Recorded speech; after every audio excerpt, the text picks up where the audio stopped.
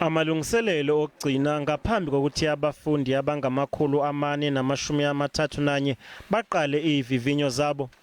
Ngenxa yalesibalo esiphezulu sabafundi, lesikole siphoqeke ukuthi sisebenzise amagumbi okufundela ali-15 ukuze abafundi bezokwazi ukuqhelelana. Our general assistants have started preparing the centers together with our staff.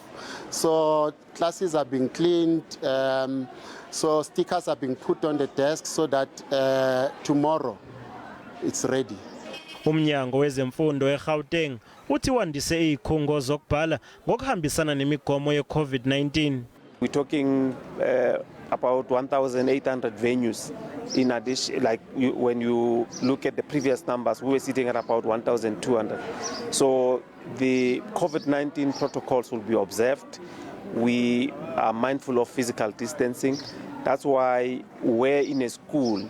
If they don't have sufficient space, then they would have been using community halls, they've been using any neighboring venue. Kusenjalo umnyango wemfundo wase-Western Cape uthi ukulungele ukubamba izivivinyo zabafundi baka-grade 12 abayizinkulungwane eyingaphezu kwama-95. Ndibinzima kakhulu mams, but otitshala bethu basithumela izinto zethu ku-WhatsApp naku-Facebook, so bayenzile icala labo. So ngoku into ikuthi ke ngoku eLimpopo abanye abazali sebezwakalise ukukhathazeka ngomgomo othi abafundi abatheleleka nge-COVID-19 kulesikhathi sezivivinyo zika-grade 12 angeke bavunyelwe ukuthi baqhubeke nokubhala. Here is the child now, it's about to write the exam, and now she tested positive, and they say no, we're going to cut you or eliminate you from examination. That will affect the child psychologically.